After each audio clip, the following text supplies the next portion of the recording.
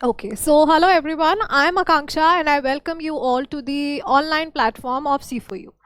देखिए आपका solid state चल रहा है और सॉलिड स्टेट में मैंने आपको लास्ट टाइम भी बताया था कि अब we are proceeding towards the easier part of the chapter, यानी कि अभी आपका इमेजिनेशन एक तरह से बिल्डअप हो चुका है और उसके बाद जब हम स्टार्ट कर रहे हैं वो आपका एप्लीकेशन पार्ट है और ये भी इक्वली इंपॉर्टेंट है। अगर मैं आपको वापस से आपका सिलेबस रिमाइंड कराऊं तो उसमें आप जानते हैं कि पहले हमने आपके बिल्कुल बेसिक, जैसे आप बहुत पहले से पढ़ते आ रहे हैं लेकिन स्टिल उनका डेरिवेशन आपको पता होना चाहिए, वो सब हमने किया है। यानी कि आपके बेसिक यूनिट सेल्स हम जो है कवर कर चुके हैं। उसके बाद उनका AR रिलेशन क्या होता है, कोऑर्डिनेशन नंबर क्या होता है, वो सब हमने डिस्कस कर लिया है। लास्ट क्लास में हमने एक थोड़ा सा न्यू टॉपिक स्टार्ट किया था और वो आपका था नंबर ऑफ वॉइड्स और कोऑर्डिनेशन नंबर ऑफ वॉइड्स क्या होता है उसके बारे में। ठीक है, तो जब मैंने आपको कहा था कि हम जो है क्योंकि सभी टाइप के यूनिट सेल कवर कर चुके हैं, यानी कि SCC, BCC, उसके बाद आया था आपका FCC और जिसे हमने CCP भी कहा था और हमारे पास लास्टली था HCP। इन सभी का हमने बाकी की सारी प्रॉपर्टीज डिस्कस की, पूरा डिराइव करके हमने देखा। अभी जो हमने लास्ट क्लास में स्टार्ट किया है वो आपका था नंबर ऑफ वॉइड्स के बारे में। मैंने आपसे कहा था कि जैसे आप नंबर ऑफ एटम्स हम कौन से उससे रिप्रेजेंट करते हैं, आपके पास आती है Z वैल्यू, है ना। Z वैल्यू से हम बताते हैं नंबर ऑफ एटम्स, यानी कि एक पर्टिकुलर यूनिट सेल में या लैटिस सिस्टम में कितने एटम हैं एक्चुअली प्रेजेंट, उसका मतलब वो आपके उसके एग्जैक्ट नंबर के इक्वल नहीं है जितने अलग अलग पोजीशंस पर एटम्स प्रेजेंट है। यानी पोजीशन और यूनिट सेल के अंदर प्रेजेंट होना दो अलग अलग बातें होती हैं। यानी कि ये ठीक है कि मान लीजिए SCC है तो उसके अंदर 8 के 8 कॉर्नर्स पर आपके पास एटम प्रेजेंट है, लेकिन एक कॉर्नर का केवल 1/8 पोर्शन आपका आता है, प्रेजेंट होता है यूनिट सेल के अंदर, तो इसीलिए उसका एक एटम का 1/8 कॉन्ट्रीब्यूशन हो जाता है। बिल्कुल यही सेम बात आपकी वैलिड रहती है वॉइड्स के लिए भी। यानी कि जब हम वॉइड्स की बात करते हैं तो अभी जैसे मैं आपको बताऊंगी या हमने डिस्कस भी किया है, SCC के केस में क्यूबिकल वॉइड होता है, BCC के केस में वैसे कोई प्रॉपर वॉइड होता नहीं है but distorted octahedral void still रहता है। FCC के केस में ऑक्टाहेड्रल और टेट्राहेड्रल वॉइड दोनों प्रेजेंट होते हैं। HCP के केस में भी सेम स्टोरी रिपीट होती है, दोनों तरह के वॉइड्स प्रेजेंट होते हैं। वॉइड्स तो होते हैं लेकिन कितने वॉइड्स होते हैं, कहाँ कहाँ पर बनते हैं, वो आपको समझना था। मैंने आपको बताया था कि सबसे पहले आपको ये समझने के लिए कि नंबर ऑफ वॉइड्स कितने हैं, पहले क्या देखना पड़ेगा, जैसे एटम्स कितने हैं उसके लिए हम क्या देखते थे कि एटम्स कहाँ कहाँ पर प्रेजेंट है, मतलब हम एटम्स की पोजीशन की बात करते थे। और सेकंड बात हमारी आती थी कि वो एटम जो है प्रेजेंट कहाँ पर है, क्योंकि उसकी लोकेशन, एक पोजीशन हमें पता चल जाए तो उसके बाद मैं ये बता पाऊंगी कि उसका कॉन्ट्रीब्यूशन यूनिट सेल के अंदर कितना रहा होगा। ठीक है, बिल्कुल यही हमें सेम करना है किसके साथ, वॉइड्स के साथ। यानी पहले वॉइड्स का एक पर्टिकुलर यूनिट सेल या एक पर्टिकुलर सिस्टम के अंदर वॉइड कहां पर प्रेजेंट है वो जान लें तो उसका कंट्रीब्यूशन हमें पता चल जाएगा। ठीक है, SCC के केस में ऑलरेडी मैं आपको बता चुकी थी, SCC के केस में हमारे पास बनता है क्यूबिकल वॉइड। इस तरह का अरेंजमेंट होता है, यानी एटम के ऊपर एटम है, आपके पास एटम के ऊपर एटम है, राइट। ठीक है, तो आपके पास क्या रहता है, आपके पास रहता है क्यूबिकल वॉइड, आपके पास यहां पर बनता है। ठीक है कि नहीं है, क्यूबिकल वॉइड आपके पास बनता है और वो जो आपका क्यूबिकल वॉइड है पूरा मैंने आपको बनाकर दिखाया था, बॉडी सेंटर पर बनता है और बॉडी सेंटर एक पर्टिकुलर यूनिट सेल के अंदर एक ही हो सकता है, तो वहां पर उसका 1:1 कंट्रीब्यूशन था। लास्ट टाइम में हमने आपकी जो बात स्टार्ट की थी वो किसके लिए की थी, FCC के लिए, तो उसी को मैं यहाँ पर वापस से जो है उसको हमें समझना है कंप्लीटली। तो देखिए FCC के अंदर हमें क्या पता करना है कि आपके पास जो वॉइड्स होते हैं, FCC के अंदर आपके पास वॉइड्स होते हैं और वॉइड्स होते हैं हमारे पास दो टाइप के, एक ऑक्टाहेड्रल वॉइड और दूसरा हमारे पास होता है कैसा वॉइड, टेट्राहेड्रल वॉइड। ठीक है, चलिए देखिए अब आपको क्या पता करना है कि भाई इन दोनों की पोजीशन क्या होगी और इन दोनों का नंबर क्या होगा। ठीक है, तो सबसे पहले तो आप FCC लैटिस देखिए। जब आप बात करते हैं FCC की, यानी कि FCC यूनिट सेल की, आप सब जानते हैं कि वहां पर जो है आपके एटम्स कहाँ कहाँ प्रेजेंट होंगे, एटम हमारे रहेंगे भाई एक तो 8 कॉर्नर्स पर और साथ ही साथ 8 कॉर्नर पर रहेंगे और 6 आपके फेस सेंटर पर रहेंगे। टोटल आपके पास कितने 14 जो है एक पर्टिकुलर FCC के अंदर 14 एटम्स आपके रहते हैं, है ना। अभी मैं पहले आपका क्यूब ड्रॉ कर दूं, क्यूब बना लेते हैं फटाफट से, तब तक मैं आपको भी कहूंगी कि आप भी अपनी नोटबुक्स में बना लो, क्योंकि जब साथ साथ बनाते हैं ना और मैं क्योंकि ड्रॉ कर रही हूँ तो आपको एक पैटर्न मिल जाएगा कि कैसे आपने ड्रॉ करना है।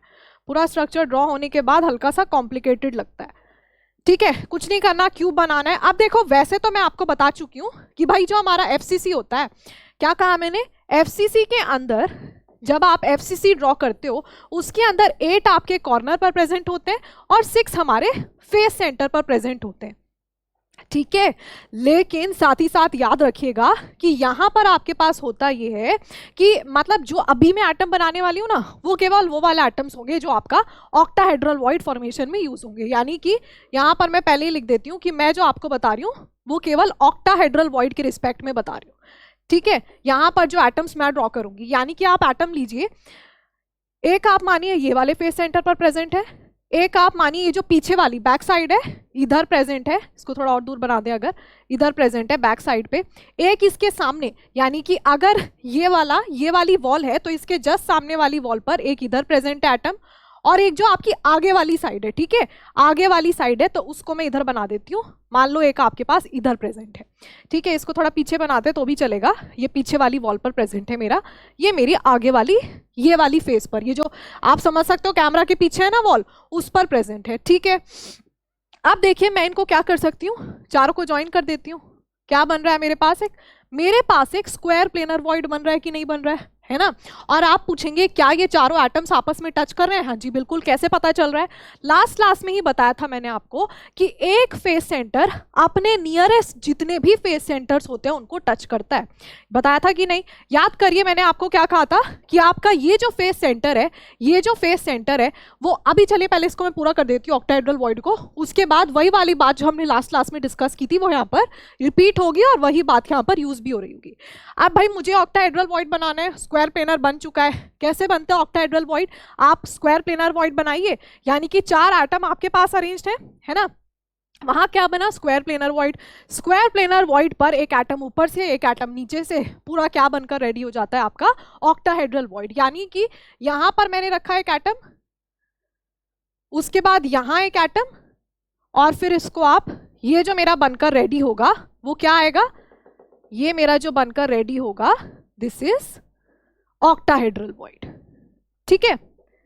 ये मेरा क्या है? ऑक्टाहेड्रल वॉइड है। यहां पर मेरे पास ये बनकर आया है आपका ऑक्टाहेड्रल वॉइड। अब देखिए इसमें ऑक्टाहेड्रल वॉइड बीसीसी के केस में भी बन रहा था, लेकिन वहां प्रॉब्लम ये थी कि वहां पर एटम्स जो है आपके जो स्क्वायर प्लेनर वॉइड में थे ना, एक दूसरे को टच नहीं कर रहे थे। क्योंकि टच नहीं कर रहे थे तो वो एक परफेक्ट ऑक्टाहेड्रल वॉइड नहीं था, इसीलिए हम उसको नो वॉइड की कैटेगरी में रखते हैं, डिस्टॉर्टेड बना था।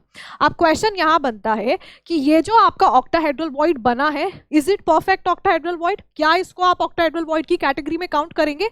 तो हाँ जी बिल्कुल करेंगे। कैसे? वो देखिए यहाँ पर। उसके लिए क्या कंडीशन होती है? कंडीशन हमारी ये रहती है, जब आप एक ऑक्टाहेड्रल वॉइड बना रहे हैं, कि आपके जो एटम्स हैं, ऑक्टाहेड्रल वॉइड कैसे बनता है कि एटम्स आपस में इस तरीके से, ये बना एक स्क्वायर प्लेनर वॉइड, उसके ऊपर मैंने एक एटम रख दिया और पीछे से एक एटम लाकर रख दिया, सारे एटम्स आपस में टच करने चाहिए, ठीक है। तो अब इधर आप एक बारी देखिए, यहां पर ये जो मैंने बनाया है, ठीक है। अब अगर मैं इस वाले एटम को कंसीडर करती हूँ, ये वाला एटम क्या इन चारों एटम्स को टच करेगा या नहीं करेगा? बिल्कुल करेगा। अब आप एक बात बताइए, मैंने क्या कहा था कि जो एटम ऊपर है ना, मतलब ऊपर मतलब ये जो छत है, छत का जो फेस सेंटर है वहां पर जो एटम प्रेजेंट है वो ये चारों एटम्स को टच कर रहा है। केवल किसको नहीं कर रहा है? जो आपका यहाँ, ये जो आपका फर्श पर, फ्लोर पर जो एटम फेस सेंटर पर प्रेजेंट है उसको छोड़ दे तो ये बाकी आसपास के चारों फेस सेंटर्स को टच करता है। ये बात पहले ही बता चुकी हूँ। यानी कि आपका एक पर्टिकुलर फेस सेंटर पर जो एटम प्रेजेंट होता है वो अपने ऑपोजिट फेस सेंटर को छोड़कर बाकी आसपास के सभी फेस सेंटर्स के एटम को टच करता है। इसका मतलब आप यहाँ पर क्या कहेंगे कि मेरा ये वाला जो एटम है ना, मान लीजिए इसकी बात चल रही थी, ये वाला एटम ये चारों को टच कर रहा है, क्योंकि भाई देखो ये वाला जो एटम है केवल किसको टच नहीं करेगा? इसको टच नहीं करेगा, है ना। इसके सामने ये वाला एटम है, बाकी तो इसके आसपास जितने 4 बनते हैं, यानी कि मैं आपसे, ये वाला एटम कौन सा? इस वाली दीवार पर है ना, ये वाली जो दीवार पर एटम है, ये केवल ये सामने वाली वॉल के जो फेस सेंटर पर एटम है, इधर फेस सेंटर पर जो है, ये सामने वाली वॉल के सेंटर पर जो है, केवल उसको टच नहीं करेगा, बाकी तो नीचे वाले को भी करेगा, ऊपर वाले को भी करेगा, इधर वाले को भी और इधर वाले को भी। इसका मतलब, और ऐसे ही आप कोई सा भी ले लो, कोई भी आप एटम ले लो, यहाँ पर किसी को मैंने कॉर्नर पर तो रखा नहीं है, सारा ही मैंने कहाँ पर रखा हुआ है, फेस सेंटर पर रखा हुआ है। और हर फेस सेंटर पर रखा हुआ एटम केवल अपने ऑपोजिट फेस सेंटर के एटम को टच नहीं करता है, बाकी अपने आसपास के सभी एटम्स को टच करता है। इसका मतलब यहां से मेरे पास जो आ रहा है, क्या बात यहां से समझ में आ रही है आपको, कि यहां पर मेरे पास एक परफेक्ट ऑक्टाहेड्रल वॉइड बन जाता है। ठीक है, अब ये जो ऑक्टाहेड्रल वॉइड बना है, इसके बारे में सुनिए एक बारी। हमें क्या करना है, हमें ये देखना है कि कितने ऑक्टाहेड्रल वॉइड ऐसे बन रहे हैं। और दूसरी बात, आप एक बारी खुद ये सोचिए, क्या केवल एक लैटिस के अंदर यही तरीका है ऑक्टाहेड्रल वॉइड बनने का, या कुछ और भी हो सकता है, वो आपने खुद सोचना है। ठीक है, उसको भी अभी आगे डिस्कस करेंगे। बाकी ये मेरे पास बन गया है ऑक्टाहेड्रल वॉइड। और ये जो ऑक्टाहेड्रल वॉइड मैंने बनाया है, इसमें देखिए ये आपका कहाँ पर नजर आ रहा है भाई, एक बात बताओ। चार आपके फेस सेंटर, ये जो फेस सेंटर है, चार फेस सेंटर के जो है एटम्स को मैंने मिला दिया, एक स्क्वायर प्लेनर वॉइड बना, ऊपर से रख दिया, नीचे से रख दिया एक एटम। और सारे एटम्स कौन से यूज कर रही हूँ, एक भी कॉर्नर वाला एटम नहीं लिया मैंने, सारे ही कौन से लिए, फेस सेंटर वाले एटम लिए। तो अगर फेस सेंटर से मिलकर एक पर्टिकुलर वॉइड क्रिएट होगा, तो पक्का ही वो आपका कहाँ, सेंटर में, पूरे यूनिट सेल का जो सेंटर है वहां प्रेजेंट होगा। और वो क्या होता है, वो होता है आपका बॉडी सेंटर। ठीक है, तो जब हमने यहाँ पर ऑक्टाहेड्रल वॉइड बनाया है, ये मैंने आपका 6 फेस सेंटर वाले एटम को यूज कर बनाया है। और इसकी अगर आप पोजीशन की बात करेंगे, तो ये आपका कहां पर प्रेजेंट है, पोजीशन की बात की जाए तो ये आपका बॉडी सेंटर पर प्रेजेंट है। ठीक है, अब बॉडी सेंटर पर एक ही ऑक्टाहेड्रल वॉइड बन रहा है, इधर कहीं बन रहा होगा ना आपका ऑक्टाहेड्रल वॉइड। तो इसका मतलब, अगर आप यहां पर नंबर ऑफ ऑक्टाहेड्रल वॉइड की बात करते हैं, तो भाई कितने बन रहे होंगे आपके पास नंबर ऑफ ऑक्टाहेड्रल वॉइड, एक ही बन रहा है कि नहीं, एक ही बन रहा है। और आपके पास भाई एक वॉइड बन रहा है, दिख रहा है, और कहां प्रेजेंट है, ये तो आपका क्या है, नंबर ऑफ वॉइड की बात हो रही है। मतलब कि एक पर्टिकुलर यूनिट सेल के अंदर, इसके आप बोल सकते हो, एक की जगह मैं बोल देती हूं, एक है 1, और इसको मैं बोल रही हूं कि ये आपका पोजीशन पर एक है, और कहां प्रेजेंट है, पोजीशन, मतलब उसकी पोजीशन क्या है, बॉडी सेंटर पर है। और उसके बाद आप क्या करते हो कि आपका प्रेजेंट कहां पर है, बॉडी सेंटर पर, उस हिसाब से हम कंट्रीब्यूशन देखते हैं। तो ये 1 तो बताता है कि आपका बॉडी सेंटर पर प्रेजेंट है, और उसके बाद बॉडी सेंटर पर कंट्रीब्यूशन कितना रहता है। तो बॉडी सेंटर तो एक पर्टिकुलर यूनिट सेल के अंदर, पूरा का पूरा एक यूनिट सेल के अंदर पूरा बॉडी सेंटर तो एक पूरा ही प्रेजेंट होता है ना, बॉडी सेंटर किसी दूसरे यूनिट सेल के साथ शेयर नहीं होगा, पूरा का पूरा प्रेजेंट होगा। इसका मतलब कंट्रीब्यूशन बन जाएगा 1, और आपके पास ये वैल्यू कितनी निकल कर आ जाएगी कि आपके नंबर ऑफ ऑक्टाहेड्रल वॉइड जो है कितने हैं, 1 है। ठीक है, तो यहां पर आप इस तरीके से अपना कंट्रीब्यूशन आपने फाइंड आउट किया है। ये कब आया है, ये हमने ऑक्टाहेड्रल वॉइड बनाकर देखा है, जब क्या बात हुई है आपकी, मतलब कि हमने ऑक्टाहेड्रल वॉइड बनाया है तब जब आपका किससे, 6 फेस सेंटर से मिलकर एक ऑक्टाहेड्रल वॉइड बन रहा है। दूसरे तरीके से भी आपके पास यहाँ पर ऑक्टाहेड्रल वॉइड बनेगा, और वो सारी पॉसिबिलिटीज आपको ढूंढनी पड़ती हैं। आप एक बारी सोचिए, बाकी मैं यहाँ पर जो है क्यूब बना रही हूँ, और उसके अंदर दूसरा कहाँ पर आपके पास ऑक्टाहेड्रल वॉइड एक एफसीसी सिस्टम के अंदर प्रेजेंट होता है, वो हम डिस्कस करेंगे। ठीक है,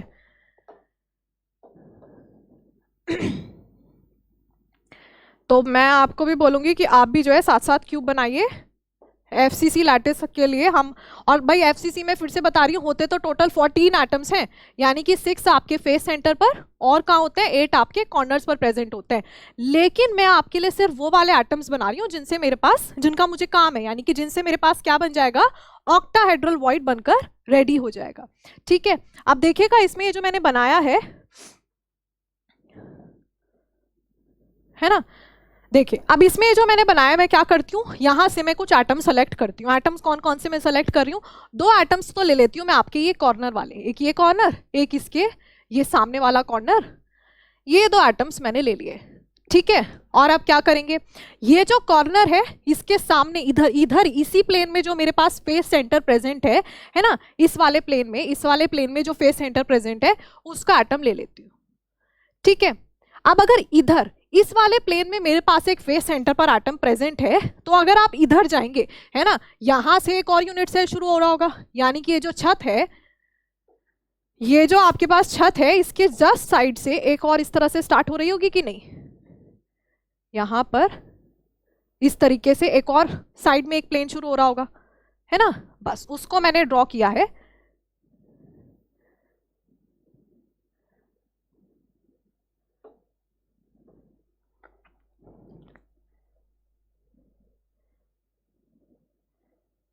ओहो,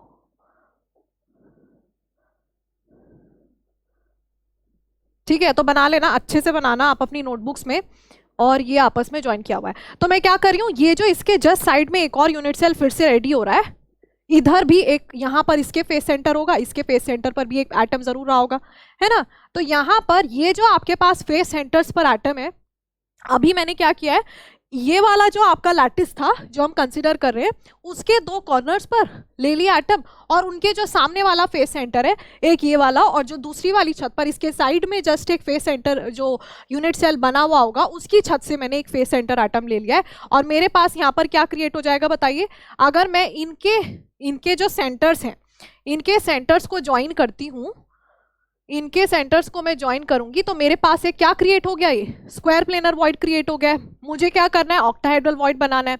तो नेक्स्ट मैं क्या करूंगी कि यहाँ पर अब देखिए, ये इसी वाले उसमें, अगर मैंने पहले ये वाला आइटम कंसीडर किया था, इसके जस्ट सामने वाले आपने ये वाला फेस सेंटर चूज कर लिया। अब आप क्या करिए, यहाँ पर इसी प्लेन में एक यहाँ पर भी फेस सेंटर प्रेजेंट होगा, इसको ले लो, और अगर यहाँ पर प्रेजेंट है तो इसका मतलब इसके ऊपर, मतलब कि यहाँ पर इसी प्लेन में एक ये जो दूसरा यूनिट सेल रहा होगा, है ना, इसी प्लेन में एक दूसरा यूनिट सेल भी रहा होगा, और उसका आपका इस तरीके से, ओके, यहां पर इसको मैं बना रही हूं, ठीक है। अब आप क्या करो, एक एटम आप यहां पर कंसीडर कर लो। अब इतनी बात समझ में आई है, केवल दो हमने कॉर्नर्स के एटम को सेलेक्ट किया, एक इधर का फेस सेंटर, एक इधर के साइड में जो एक यूनिट सेल चल रहा होगा उसका फेस सेंटर, फिर एक ये वाला फेस सेंटर, और इसके जस्ट ऊपर भी एक यूनिट सेल रहा होगा उसका फेस सेंटर। इतनी बात तो आपको समझ में आती है ना कि अगर मेरे पास ये एक क्यूब है, ये सिर्फ एक यूनिट सेल है, पूरा क्रिस्टल जब रेडी हुआ होगा, पूरा लैटिस जब बना होगा, तो ये क्यूब के बराबर में क्यूब, उसके ऊपर क्यूब, इधर क्यूब, इधर क्यूब, जितने आपके साइड्स हैं, हर साइड से एक नया क्यूब स्टार्ट हो रहा होगा, यानी एक नया यूनिट सेल स्टार्ट हो रहा होगा। तो वही मैंने किया हुआ है। तो यहां पर देखिएगा, अगर मैं जो है ये वाला आइटम मैंने कंसीडर किया है, इसमें अगर मैं इन तीनों को ज्वाइन कर दूं, और मैं यहां पर इन तीनों को ज्वाइन कर देती हूं, ठीक है, आपके पास ये क्या बनता हुआ दिख रहा है भाई, यहां पर मेरे पास एक स्क्वायर प्लेनर वॉइड बना था। कब बना था आपके पास स्क्वायर प्लेनर वॉइड, ये चार एटम्स को ज्वाइन करने से। मैंने एक एटम नीचे से लाकर रख दिया, एक एटम ऊपर से लाकर रख दिया, तो मेरे पास ओवरऑल क्या बन गया है, ऑक्टाहेड्रल वॉइड बन गया, ठीक है, ऑक्टाहेड्रल वॉइड बना है। और यहां पर फिर से वही वाला क्वेश्चन अराइज होता है कि क्या ये परफेक्ट ऑक्टाहेड्रल है, मतलब क्या आपके एटम्स यहां पर भी एक दूसरे को डायरेक्टली टच कर रहे हैं, तो बिल्कुल कर रहे हैं। यहां पर भी सेम बात आपकी वैलिड होगी। मैंने आपको कहा था भाई चलो फेस सेंटर है, फेस सेंटर तो आपने सामने वाले को छोड़कर बाकी आसपास के जितने आइटम्स होंगे, हर फेस सेंटर पर स्पेशली जो प्रेजेंट होंगे उनको टच करेगा। उससे पहले जब मैंने आपको फेस सेंटर वाली बात बताई थी, उससे जस्ट पहले मैंने आपको कहा था कॉर्नर्स के बारे में। तो कॉर्नर्स के बारे में भी हमारी ये बात हुई थी कि जो एक पर्टिकुलर कॉर्नर पर एटम प्रेजेंट होगा, वो अपने पास वाले जितने भी फेस सेंटर्स हैं उनके एटम्स को टच करेगा। अब अगर इस कॉर्नर पर मेरे पास एक एटम प्रेजेंट है ना, इस वाले कॉर्नर पर एक एटम प्रेजेंट है, तो ये जो छत पर फेस सेंटर है उसके एटम को ये डायरेक्टली टच करेगा, ठीक है। और वैसे भी एफसीसी में आप क्या पढ़ते हो कि एटम्स आपके अलोंग दी फेस सेंटर एक दूसरे को टच करते हैं। याद आ रहा है जब हमने जो है आपका वो फाइंड आउट किया था AR का रिलेशन, तो आपने कैसे फाइंड आउट किया था, एटम एटम और एटम इस तरीके से, और ये आपका पूरा निकल कर आया था 4R, और इसको हमने √2a which is the face diagonal उसके इक्वल रख दिया था, है ना। वहां पर हमने फेस डायगोनल की बात की थी। तो यहाँ पर इसका मतलब ये वाला जो कॉर्नर पर एटम प्रेजेंट है, इस फेस सेंटर के एटम को टच कर रहा होगा, ठीक है, इस वाले फेस सेंटर के एटम को भी टच कर रहा होगा, और इस वाले फेस सेंटर के एटम को भी। यानी यहां से निकलती हुई जो 3 डायरेक्ट वॉल्स हैं उन सभी के जहां जहां से फेस डायगोनल बन सकता है उन सभी के मतलब एक पर्टिकुलर यूनिट सेल के अंदर तो 3 एटम्स को टच कर रहा होगा। अब ये जो कॉर्नर पर एटम प्रेजेंट है ये पीछे और 4 यूनिट सेल में शेयर हो रहा है कि नहीं हो रहा है ना, ये पीछे और यूनिट सेल्स में भी आपका शेयर हो रहा है तो उनके भी एटम्स को टच कर रहा होगा। लेकिन मैं केवल इस वाली क्यूब के अंदर देखूं तो एक तो ये वाले फेस सेंटर को, एक मेरा यहां पर जो इस वाली वॉल पे फेस सेंटर है और इस वाली वॉल पे फेस सेंटर है, केवल उनको ये टच कर रहा है। ठीक है, तो यही बात यहां पर वैलिड होती है। ये जो मेरा एटम है इसको भी टच कर रहा होगा, इसको तो टच कर ही रहा है, इसको भी टच कर रहा है। इसका मतलब ये आपस में तीनों टच कर रहे हैं, ये आपस में तीनों टच कर रहे हैं। ओवरऑल मेरे पास एक परफेक्ट ऑक्टाहेड्रल वॉइड यहां पर भी बनकर रेडी हो जाएगा। ठीक है, अब ऑक्टाहेड्रल वॉइड के लिए मुझे क्या पता होना चाहिए भाई? पहला तो मैंने इसको जैसे कि ये वाला 6 फेस सेंटर से मिलकर बना था। अब ये वाला जो बना है मैंने क्या किया है, 2 तो आपके कॉर्नर्स पर एटम लिए, ये वाला एटम और ये वाला एटम कहाँ पर था? कॉर्नर पर था। उसके बाद मैंने आपके इसी प्लेन के अंदर, यानी कि ये वाला प्लेन जो है ये एक ही तो प्लेन है ना, इसी प्लेन के अंदर मैंने 2 एटम्स और ले लिए और फिर ये वाला जो प्लेन है इसके अंदर मैंने 2 एटम्स लिए और ये जो आपके दोनों ही एटम्स हैं ये कहाँ पर प्रेजेंट हैं? ये आपके प्रेजेंट हैं फेस सेंटर्स पर, है कि नहीं? तो यहाँ पर आपके पास ये तो हो गए भाई, दो तो कॉर्नर पर प्रेजेंट हो गए और आपके पास उसके बाद 4 आपके एटम्स प्रेजेंट हैं कहाँ पर? फेस सेंटर पर। ये मैंने गलत लिखा है, 4 फेस सेंटर आएगा। ठीक है, यहाँ पर 4 फेस सेंटर पर आपके पास प्रेजेंट है। ऐसे करके मेरा एक ऑक्टाहेड्रल वॉइड रेडी हो रहा है। एक और ये तो था ही। उसके बाद मैंने क्या कहा था, अगर आप इसकी पोजीशन की बात करेंगे, ये वाला मेरा बॉडी सेंटर पर प्रेजेंट था, इसकी पोजीशन की बात करते हैं तो मुझे बताओ यहां पर आपके पास ये कॉर्नर पर आपके पास क्या क्रिएट हो रहा है? एक वॉइड क्रिएट हो रहा है, कॉर्नर पर ही तो बन रहा है। यानी कि इसको आप क्या कहोगे कि एक मेरा एज के सेंटर पर, जो एज है कोई भी एक एज है उसके सेंटर पर मेरे पास, कॉर्नर पर नहीं बन रहा है वॉइड, कॉर्नर पर अभी आगे टेट्राहेड्रल वॉइड करेंगे वो बनेगा। ठीक है, यहाँ पर ये वाला जो वॉइड मेरे पास बन रहा है कहाँ पर बन रहा है? एक एज है, एज समझते हो, एज के सेंटर पर ये मेरे पास यहाँ कहीं वॉइड बन रहा होगा ना, और ये एक एज ही तो है, ये वाली एक एज है, तो एज सेंटर पर यहाँ पर मेरा जो वॉइड बनकर रेडी हो रहा है कहाँ पर बन रहा है? एज सेंटर पर आपका ये वॉइड बन रहा है। ठीक है, तो इसको आप क्या कहेंगे? ये आपकी हो गई पोजीशन। तो इसके बाद आपके पास क्या आता है कि अगर आप ओवरऑल, ये तो एक बात हो गई है ना भाई, मेरे पास ये केवल एक बात हुई है कि यूनिट सेल में एक तो आपका इस तरह से ऑक्टाहेड्रल वॉइड पॉसिबल है, एक इस तरह से पॉसिबल है। इसका मतलब एक ही यूनिट सेल के अंदर दोनों ही तरह के ऑक्टाहेड्रल वॉइड प्रेजेंट होते हैं, दोनों की पोजीशंस अलग अलग आपने देख ली। ठीक है, बिल्कुल वैसे ही जैसे आप एटम्स की बात करते हो, कैसे एटम्स के बारे में आप बात करते हो कि भाई 8 कॉर्नर पर प्रेजेंट हैं तो 8 × 1/8 कॉन्ट्रीब्यूशन। उसके बाद आपके जो है 6 आपके फेस सेंटर पर प्रेजेंट हैं, फेस सेंटर का कॉन्ट्रीब्यूशन हाफ होता है तो 6 × हाफ। इसका मतलब यहाँ पर भी अगर मैं आपका क्या फाइंड आउट करना चाहती हूँ, टोटल ओवरऑल, है ना, यानी कि अब अगर मैं overall number of octahedral voids की बात करूंगी, नंबर ऑफ ऑक्टाहेड्रल वॉइड, तो आप क्या कहेंगे आपके पास कितने हैं? तो देखिए एक वॉइड तो आपका प्रेजेंट है कहाँ पर? बॉडी सेंटर पर। बॉडी सेंटर का कंट्रीब्यूशन पूरा का पूरा 1 होता है। उसके बाद आपके पास इसी तरीके से, अच्छा एक बात बताओ, एजेस कितनी होती हैं? एजेस एक पर्टिकुलर क्यूब के अंदर कितनी एज होती हैं? कितनी लाइन दिख रही है आपको? कितनी एजेस दिख रही हैं? काउंट करिए, 1 2 3 4 5 6 7 8 9 10 11 12, यानी कि 12 आपके पास एजेस होती हैं, है ना। हर एज के सेंटर पर है ना, तो हर एज का एक सेंटर बन रहा होगा। एज कितनी है? 12 है। तो यहाँ पर ये तो आ गया आपके पास 12 एज सेंटर पर आपके पास है, तो इसका मतलब 12 हो गए। मतलब कि आपके पास 12 ऑक्टाहेड्रल वॉइड और है, पर वो 12 में से कितने एक पर्टिकुलर क्यूब के अंदर, कितने एक पर्टिकुलर यूनिट सेल के अंदर आ रहे हैं, वो कंट्रीब्यूशन देखना पड़ता है। तो वो आप कैसे देखोगे? देखेगा। अब मुझे एक बात बताओ, ये वाला जो मेरा वॉइड बना है ना, आप इस तरीके से इमेजिन कर लो कि आपके पास एक ऐसी शेप है, एक ऐसी शेप है, समझ आ रहा है? जैसे काइट होती है ना, काइट पतंग आप उड़ाते हो, वैसी एक शेप इमेजिन करो। यानी कि आपके पास कुछ ऐसा सा है ना। अब आपने क्या किया, इसको आपने 4 हिस्सों में कट कर दिया। एक वर्टिकल प्लेन कट किया, एक आपने हॉरिजॉन्टल प्लेन कट कर दिया।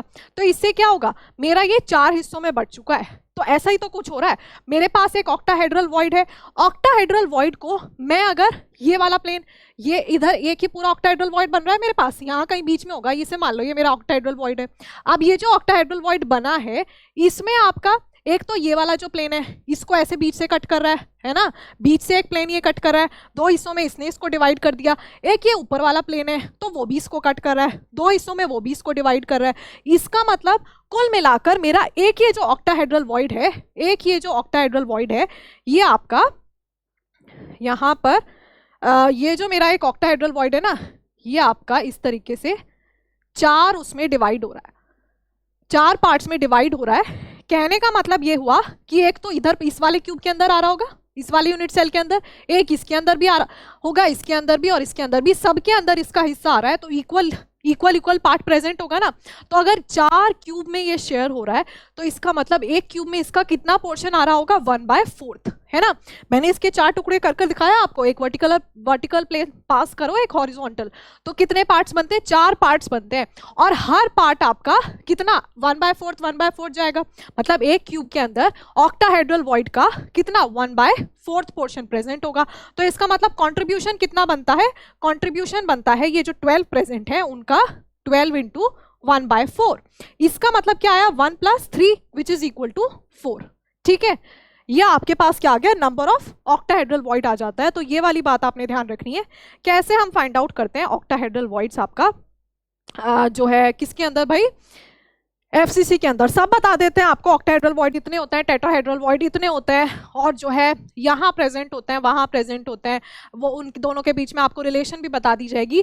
लेकिन कोई भी मोस्टली लोग आपको विजुअलाइज नहीं करवाते हैं कहाँ पर आपका ऑक्टाहेड्रल वॉइड प्रेजेंट है। इसीलिए मैंने स्टार्टिंग से आपको स्ट्रक्चर्स के साथ पढ़ाया है, सो दैट आप कंटिन्यूसली उस चीज़ को इमेजिन करते चले जाएं एक, क्योंकि अदरवाइज आपको थोड़ा कॉम्प्लिकेटेड लगने लगेगा सॉलिड स्टेट, और आपको लगेगा that it is a thing to mark up, जबकि ऐसा नहीं है। सॉलिड स्टेट में कुछ भी ऐसी बात नहीं है जो आपको रटनी है, याद रखनी है, ऐसा कुछ भी नहीं है। सिंपल, हर चीज़ के पीछे एक लॉजिक है, और उसी को आपने वो लॉजिक समझना है। आपको मैथमेटिकल वैल्यू हो, फिगर हो, रिलेशन हो, अपने आप ही याद रह जाएंगे। ठीक है, तो अब देखिए नेक्स्ट हमारे पास जो बनता है वो बनता है आपका टेट्राहेड्रल वॉइड। ठीक है, नेक्स्ट हमारे पास आता है, मैं स्टार्ट कर रही हूं यहां पर आपका टेट्राहेड्रल वॉइड, यानी कि इसी एफसीसी के अंदर मेरे पास एक और तरह का वॉइड प्रेजेंट होता है, और उसे मैं क्या कहती हूं आपका, उसको मैं कहती हूं टेट्राहेड्रल वॉइड। आप देखिए टेट्राहेड्रल वॉइड के लिए भी दूसरे कलर का बना लें, व्हाइट कलर का। अभी तक हम व्हाइट बना रहे थे क्योंकि क्यूब को, तो वापस से मैंने व्हाइट बनाया है। ठीक है, क्यूब बना रही हूं मैं, ये देखिए। उसके बाद यहाँ पर हम वो वाले एटम्स लेंगे। वैसे तो हम जानते हैं कि आपके पास जो एटम्स हैं वो कहाँ कहाँ होंगे, 8 कॉर्नर्स पर, और 6 आपके होंगे फेस सेंटर पर, है ना। लेकिन हम केवल वो वाले एटम्स लेंगे जो आपका टेट्राहेड्रल वॉइड बना रहे होंगे। ठीक है, तो देखिए मैं कौन कौन से एटम्स आपके चूज करूंगी उसके लिए। सोच कर देखिए एक बारी वैसे कि कैसे आप इसके अंदर टेट्राहेड्रल वॉइड बनाओगे। टेट्राहेड्रल वॉइड कब बनता है, जब आप एक ट्रायंगुलर वॉइड बना देते हो और उस ट्रायंगुलर वॉइड के अंदर एक एटम ऊपर से रख दो, है ना। ये ट्रायंगुलर वॉइड बन गया, 1 एक इधर एक इधर एक इधर, ट्रायंगल बना दिया मैंने, ऊपर से एक एटम लाकर रख दो, टेट्राहेड्रल वॉइड रेडी हो जाएगा, है कि नहीं। तो यहाँ पर आप कैसे सोच पा रहे हैं कैसे बनेगा आपके पास टेट्राहेड्रल वॉइड। उसके लिए देखिए मुझे क्या करना है, मैं यहाँ पर क्या कर रही हूँ, आपके कुछ एटम सेलेक्ट करूंगी, है ना। यहाँ पर देखिए मैंने एक कॉर्नर पर एटम लिया है, मैंने इस वाले कॉर्नर पर एक ही एटम ले लिया है। ठीक है, और फिर आप ले लीजिए एक इधर वाले फेस सेंटर पर एक एटम आपके पास जो है, एक ये ऊपर वाले फेस पर जो प्रेजेंट है, मतलब ये इस वाले प्लेन का ऊपर का फेस सेंटर वाला एटम, इस वाले प्लेन का यहाँ पर इसका, और आपके साथ साथ साथ जो पीछे ये वाला जो है ना, ये पीछे वाला साइड का जो फेस है उसके फेस सेंटर पर एक एटम प्रेजेंट है। इनको जरा ज्वाइन करना क्या बनेगा, ट्रायंगल बनेगा। यहाँ कोई ना कोई ट्रायंगुलर वॉइड क्रिएट होगा, उस ट्रायंगुलर वॉइड के ऊपर मैं ये कॉर्नर वाला, क्योंकि ये जो कॉर्नर वाला है ये इन तीनों को टच कर रहा होगा। ठीक है, ये इधर वाला जो कॉर्नर का एटम था वो इस वाली वॉल, ये वाली वॉल, और साथ ही साथ ऊपर वाली वॉल को जो कॉर्नर्स पर फेस सेंटर पर जो एटम है उनको सबको तीनों को टच करा था। इनफैक्ट ये वाला फेस सेंटर आपका इधर वाली को भी करेगा। इसका मतलब इतना डीप आपको सोचने की जरूरत नहीं है, मैं सिर्फ ये कहना चाहती हूँ कि ये जो मेरा कॉर्नर पर प्रेजेंट है वो इसको भी टच कर रहा है, इसके साथ जो वॉल शुरू हो रही है उसको भी टच कर रहा है, इधर वाले को भी कर रहा है। मतलब ये वाला जो फेस सेंटर है ये आपका इन तीनों एटम्स को टच कर रहा है। इसका मतलब यहाँ पर मेरे पास पक्का ही, और ऐसा ही होता है टेट्राहेड्रल वॉइड तभी बनेगा जब वो आपको तीनों एटम्स को टच कर रहा होगा। तो ये बिल्कुल कर रहा है, तो आपके पास यहाँ पर बन जाता है ये एक टेट्राहेड्रल वॉइड। ठीक है, ये बनकर रेडी हो गया एक टेट्राहेड्रल वॉइड। उसके बाद यहाँ पर इस बात में तो कोई डाउट नहीं है ना कि एटम्स आपस में टच कर रहे हैं। उसके बाद मुझे क्या करना है, आप देखना है कि क्या एक ही टेट्राहेड्रल वॉइड पॉसिबल है क्या। अच्छा एक बात बताओ, ये जो मैंने टेट्राहेड्रल वॉइड बनाया है कैसे बनाया है? यहाँ पर हमने बात की है किसकी? टेट्राहेड्रल वॉइड की। और ये जो टेट्राहेड्रल वॉइड हमने बनाकर रेडी किया है ये आपका बना है कैसे, जो है क्या बोलते हैं, ये आपका बना है एक कॉर्नर का एटम लेकर और 3 फेस सेंटर के एटम्स को लेकर। ठीक है, अब क्या एक यूनिट सेल में एक ही बनेगा? नहीं, आप एक बार देखिए, सोचकर देखिए। यहाँ पर अगर मैं ये वाले कॉर्नर का ले लूँ, ठीक है, इस वाले कॉर्नर का एक एटम ले लेती हूँ, फिर इसके इधर वाले प्लेन में ले लेते हैं एक एटम, इधर वाले में ले लेते हैं एक एटम, और ये जो आगे ये वाला जो प्लेन है ना आगे वाला, पहले मैंने ये वाला जो एटम येलो दिखाया है वो पीछे वाले फेस पर लिया था, मतलब मान लो इस वाली वॉल पर लिया था। अब मैं इस कैमरे के पीछे जो वॉल है इसके जस्ट सामने जो पीछे दीवार है यानी आगे वाली इस पे ले लूंगी तो ये वाला हो जाएगा कि नहीं। अब इन तीनों को ज्वाइन कर दो, इनके फेस सेंटर को, है ना, और यहाँ से हम इसको ज्वाइन कर देते हैं। तो क्या मेरे पास एक और टेट्राहेड्रल वॉइड बनकर रेडी नहीं हो गया? इसका मतलब कि मैं कोई भी एक कॉर्नर पर एटम ले लूंगी, हर कॉर्नर पर, और मैं उसके सामने वाले 3 फेस सेंटर्स को अगर कंसीडर कर लूंगी तो हर कॉर्नर पर मेरे पास एक क्या बन सकता है? टेट्राहेड्रल वॉइड बनकर रेडी हो जाएगा। आप देख पा रहे हो यहाँ पर ये मेरे पास जो टेट्राहेड्रल वॉइड बना है कैसे बना है? आप इस तरह से इमेजिन करो। भाई आप मुझे एक बात बताओ, जब आप इस तरीके से ट्राइंगल बनाते हो और ऊपर एक आपने कुछ पॉइंट रखा है, कहने का मतलब ये है कि जब आपके पास ऐसे कर कर यहाँ पर एक ये एक ट्राइंगल बनता है ना, और फिर मैं ऊपर एक कोई भी पॉइंट अज्यूम कर लेती हूँ और वहां से मैं सारे के सारे तीनों कॉर्नर्स को ज्वाइन कर देती हूँ, तो ये जो मेरे पास बनकर रेडी होता है इसको मैं क्या बोलती हूँ कि ये प्रिज्म है ना। स्टार्टिंग की क्लासेस में बताया था ये प्रिज्म बनता है, मतलब यहाँ पर ये एक एटम, ये एक एटम, ये एक एटम, ऊपर से एक एटम, तीनों के कॉर्नर्स को ज्वाइन कर दिया, बनकर जो रेडी होगा वो प्रिज्म होगा। तो क्या आपको ऐसा नहीं लग रहा है कि आप जो है हर कॉर्नर से एक प्रिज्म ले आओ, हर कॉर्नर पर एक प्रिज्म बिठा दो, तो आपके पास हर प्रिज्म के अंदर क्या बन रहा होगा? प्रिज्म के अंदर एक क्या होगा? टेट्राहेड्रल वॉइड होगा। यानी कि वहां यहाँ कहीं इसमें टेट्राहेड्रल वॉइड बन रहा होगा, इसमें यहाँ कहीं टेट्राहेड्रल वॉइड बन रहा होगा। कहने का मतलब ये हुआ कि आप जो है कितने कॉर्नर होते हैं एक आपके इसके अंदर? 8 कॉर्नर्स होते हैं, तो 8 के 8 कॉर्नर्स पर आप एक प्रिज्म फिट कर दो, तो वहां पर प्रिज्म के अंदर क्या बन रहा होगा? आपका टेट्राहेड्रल वॉइड बन रहा होगा। तो यही होता है आपका। ठीक है, अब इसमें साथ साथ आप लिख लीजिए कि आपका जो ये प्रेजेंट होता है कहां पर? देखो आपको क्या करना है, या अगर मैं इस चीज को हम लिखेंगे कैसे वो मैं आपको बता रही हूं, बाकी हर कॉर्नर पर है, ये बात तो आपको समझ में आ गई होगी। देखिए अगर मैं यहां पर ये वाली इस तरीके से ये लाइन ज्वाइन कर दूं, है ना, ये इसको ऐसा करते हैं, दूसरे कलर से करते हैं डैश डैश में, सो दैट आपको समझ भी आ जाए। यहाँ पर इन दोनों लाइंस को अगर मैं मैच करूंगी तो मुझे बताओ ये जो मैंने ब्लू लाइन ड्रॉ की है ये क्या है? ब्लू लाइन ड्रॉ की है, मैं एक सेंटर को उसके ऑपोजिट वाले सेंटर से क्या कर रही हूँ? ज्वाइन कर रही हूँ। इसका मतलब मैं इसको क्या कह सकती हूँ? मेरी बॉडी डायगोनल है। बॉडी डायगोनल यही तो होती है, एक कॉर्नर को दूसरे कॉर्नर से ज्वाइन कर दो, क्या बनकर रेडी हो जाएगा? बॉडी डायगोनल बनकर रेडी हो जाएगा। मतलब एक बॉडी डायगोनल पर मैं इसकी पोजीशन को क्योंकि डिफाइन करने वाली हूं, एक बॉडी डायगोनल पर मेरे पास 2 टेट्राहेड्रल वॉइड्स बनकर रेडी हो रहे हैं, है ना। ये एक बॉडी डायगोनल है, उस पर एक octahedral void, sorry tetrahedral void ये बन रहा है, एक टेट्राहेड्रल वॉइड ये बन रहा है। और आपके पास एक क्यूब के अंदर कितने बॉडी डायगोनल हो सकते हैं? सोचकर बताइए। एक क्यूब है उसके अंदर कितने बॉडी डायगोनल होंगे? अरे भाई आप जितने कॉर्नर्स हैं, कॉर्नर्स को ऑपोजिट कॉर्नर से मिलाते चलो, ये वाला कॉर्नर इस वाले से, ये वाला कॉर्नर इस वाले से, ऐसे ही। ये तो केवल एक फेस का हुआ है, ये वाला कॉर्नर इस वाले से, ये वाला कॉर्नर उस वाले से, ऐसे ही नीचे वाले कॉर्नर्स को भी आप साथ साथ मिलाओ, ऑपोजिट कॉर्नर्स को आपने मैच करना है। तो टोटल आपके पास जो बनते हैं, आपके पास कितने बॉडी डायगोनल होते हैं? 4 बॉडी डायगोनल होते हैं। एक पर्टिकुलर क्यूब के अंदर, और 4 बॉडी डायगोनल का मतलब ये हुआ कि आपका एक बॉडी डायगोनल पर अगर 2 टेट्राहेड्रल वॉइड्स हैं तो आपके पास अगर 4 बॉडी डायगोनल्स हैं तो टोटल आपके पास 8 टेट्राहेड्रल वॉइड्स हो जाएंगे। और ये बात यहाँ से भी वैलिड हो जाती है, जैसे मैंने आपको कहा ना, हर कॉर्नर के एटम से अगर उसके साइड के 3 फेस सेंटर के एटम ले लोगे तो हर कॉर्नर के एटम से क्या बनकर रेडी हो जाता है, आपके पास एक क्यूब टेट्राहेड्रल वॉइड बन रहा है।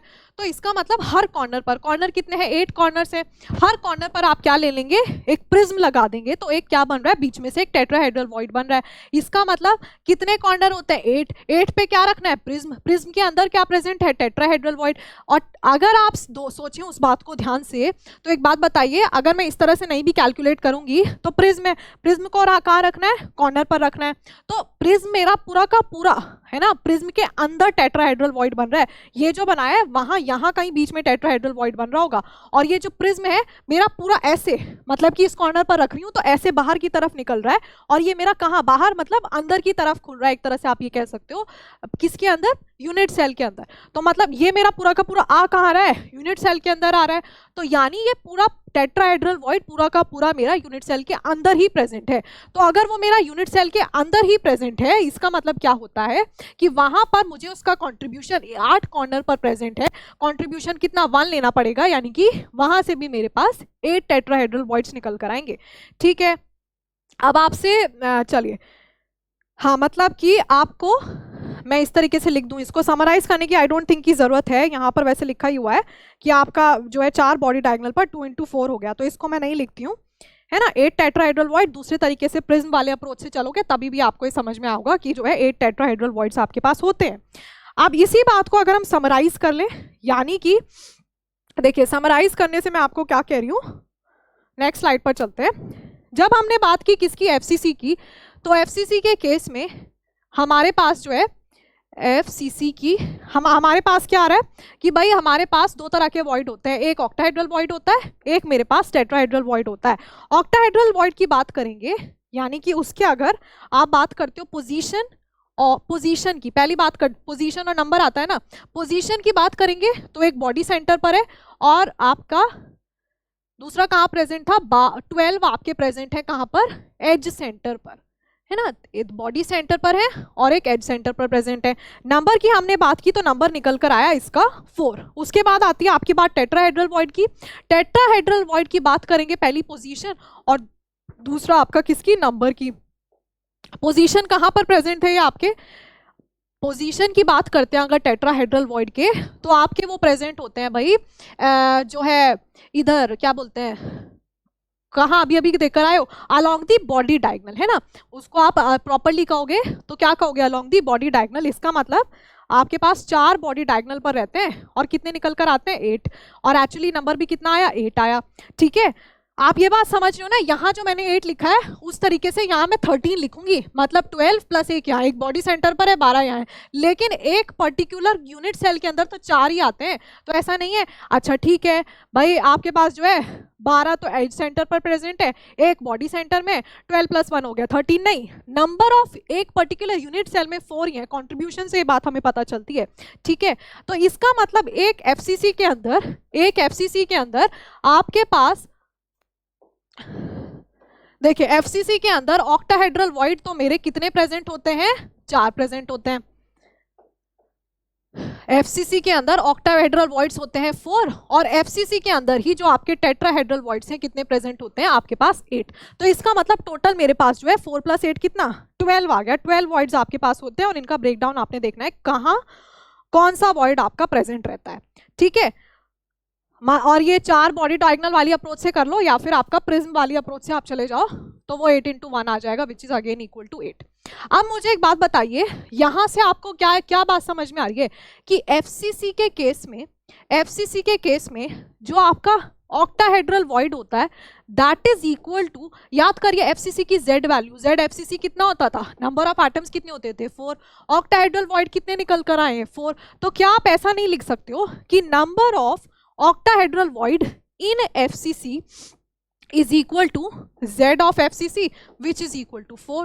है ना। यही रिलेशन अगर मैं आपकी Z की यानी नंबर ऑफ एटम्स की टेट्राहेड्रल वॉइड के साथ लेकर चलूंगी तो क्या निकल कर आएगा कि number of tetrahedral void is equal to Z of FCC which is equal twice of, है ना, 8 है ना, तो 2 इंटू यानी कि 2 into 4 which is equal to 8।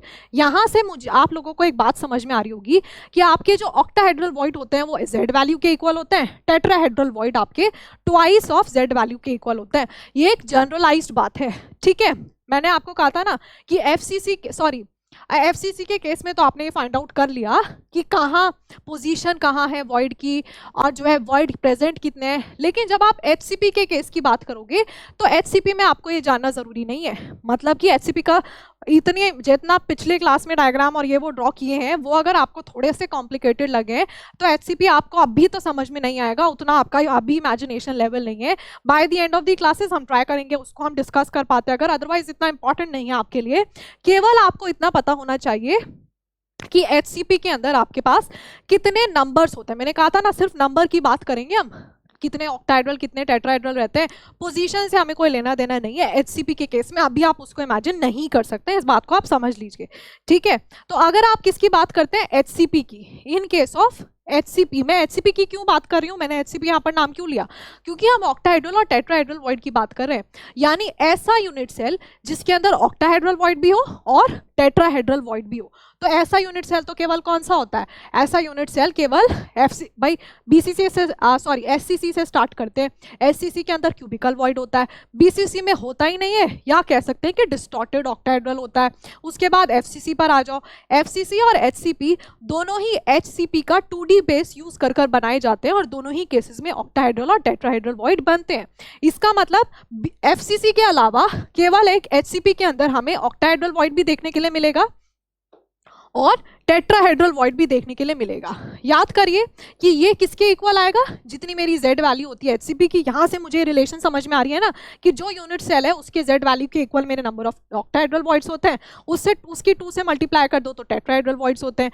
यानी यहाँ से क्या नंबर ऑफ ऑक्टाहेड्रल वॉइड और नंबर ऑफ टेट्राहेड्रल वॉइड की अगर बात करेंगे तो यहाँ पर मेरे पास जो है ये ट्वाइस ऑफ ये आपका this is equal to twice of Z into HCP निकल कर आएगा। और एक बात बताओ Z एचसीपी होता कितना है, 6 होता है कि नहीं, यहाँ कितना आएगा 2 into 6 which is equal to 12। तो बस इतना आपको आना चाहिए कि आपका नंबर ऑफ वॉइड्स आपके कितने बन रहे हैं, ठीक है। तो यहाँ पर आई होप आज की क्लास में आपको एज सच कोई कंफ्यूजन नहीं है। हमने आपका डिस्कस कर लिया है वॉइड्स के बारे में, कैसे आपके पास वॉइड्स बनकर तैयार हुए हैं, कहाँ कहाँ पर वॉइड्स आपके प्रेजेंट हैं, एफसीसी के केस में मतलब ऑक्टाहेड्रल वॉइड कहाँ कहाँ पॉसिबल है, उसके बाद कितना कंट्रीब्यूशन है, कितने नंबर उनके बन रहे हैं। सिमिलरली हमने डिस्कस किया टेट्राहेड्रल वॉइड के बारे में। आई होप इसको आप नॉर्मली रैंडमली भी इमेजिन कर सकते हो, तभी सॉलिड स्टेट पढ़ने का फायदा है, क्योंकि एग्जाम में क्वेश्चन देखते ही आपको इतना टाइम लगना ही नहीं चाहिए थोड़ा सा, क्योंकि आपका एलैबोरेटिव पेपर होता है।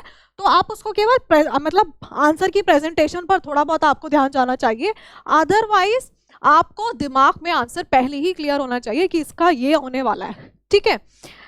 तो आज तो हमने फिर भी सिंपल ही बातें डिस्कस की हैं, ये आपको थोड़ा सा सिंपल लगा होगा एज कम्पेयर टू जैसी हमारी प्रीवियस क्लासेस रही हैं। So for today thank you. इसके बाद नेक्स्ट क्लास में हम आपका थोड़ा सा डिफरेंट टॉपिक लेंगे और वहाँ पर एक्चुअली उसको हम वहीं कंटिन्यू करते हैं, ठीक है। So for today thank you.